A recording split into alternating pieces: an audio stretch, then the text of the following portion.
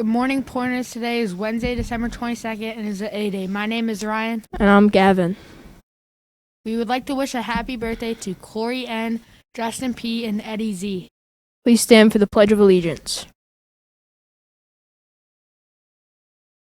I pledge allegiance to the flag of the United States of America and to the republic for which it stands, one nation, under God, indivisible, with liberty and justice for all. Thank you. Now, Sean with the weather.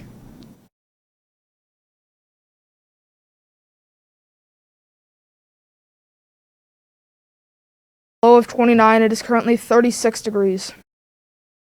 At Sparrows Point Middle School, we have pride when we practice safe behaviors, respect ourselves and others, interact with empathy and inclusivity, demonstrate responsible citizenship, and exercise high academic standards. Are you ready for math class? Coming December 23rd. What is math class? An intense competition between grade levels. What type of competition? Shoe relay, math problems, obstacle course, basketball shootout, and more. How can I look up my competition? Bring in a toy from the NGHS toy drive. This grade level brings up most toys who will agree to 5 points start math class. How do I social my report for my grade? 6th graders, you wear red. 7th graders wear black and white. 8th graders wear blue.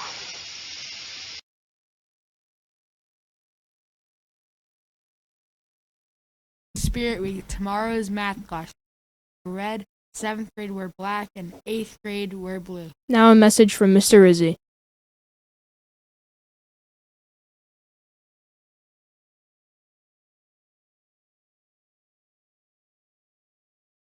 A wonderful day. Tomorrow is the big day, the most important day of the school calendar, the math clash. Now, before I continue, I want to talk a little bit about the math clash. I want to remind everybody about its origins. Math clash started sometime in the mid-'80s. It was started by a man named Paul Limebeck. He was a middle school math teacher, a middle school math department chair, and eventually he became an assistant principal at Sparrows Point Middle School. And he started the math clash in the mid-'80s to promote physical activity and a love for math because he was a math teacher. And he passed away about 10 years ago. I got to work with him for 2 years.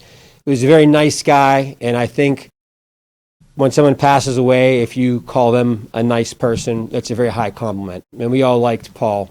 And we kind of honor him by continuing this Sparrows Point tradition that's been taking place for a long, long time. So this is the moment that many, many, many thousands of students have heard over the years. And everyone looks forward to it. I know 8th graders look forward to this more so than they do Christmas morning. It's when I decide to read my poem. It has become a Sparrows Point tradition. I don't know if the 8th graders remember when I read this to them when they were 6th graders.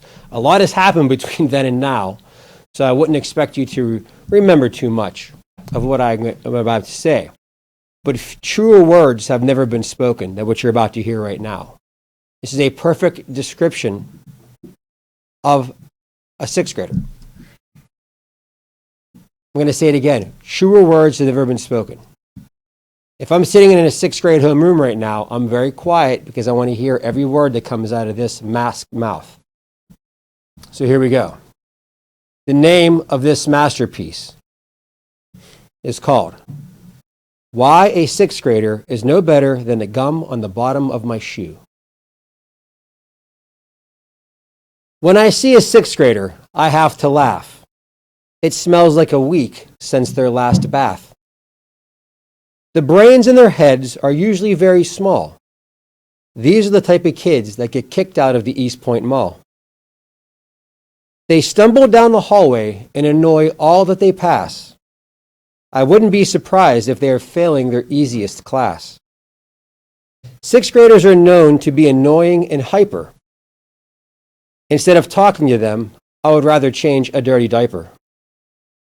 On their way to lunch, they ask, "Which way do I go?" The memory of the 6th grader is sometimes extremely slow. Sixth grade conversations make my ears want to bleed. But thankfully, the eighth graders will stop at nothing to win and succeed. This is my favorite one here. When I see a sixth grade girl walking down the hallway, I suddenly have the urge to pluck out my eyes. When they fail their math tests, they have to go home and tell their parents lies. Sixth grade boys remind me of funny little clowns. That is why they should prepare for a math clash beat down. The math clash will end with eighth grade glory. For the sixth grade, it will be a very embarrassing story. The eighth grade will win with perfect sportsmanship. The sixth grade teachers will go down with the ship. Sixth grade miracles happen once every 22 years. Just don't expect a victory this year, or you will go home crying and in tears. Are you not entertained? Thank you very much. Thank you very much. Again, tomorrow, eighth graders, 2 things. Wear your blue. And number 2, I'm being very distracted. And perfect behavior tomorrow. I do take points off of grades who are unruly and boisterous and loquacious when they're supposed to be quiet. I have been known to take many, many points off of eighth graders. I'm very objective. So eighth graders, to ensure a victory, the only way we can lose is if I have to take points off you. Again, sixth grade can't beat us. You know that. Seventh grade's going to have a chance. But we're the winners. So I'd like to wish everyone, I'm not sure if I'm going to be on camera tomorrow. I might be, I haven't decided yet. But if I'm not, I want to wish everyone a Merry Christmas, especially my homeroom. All right, see you tomorrow.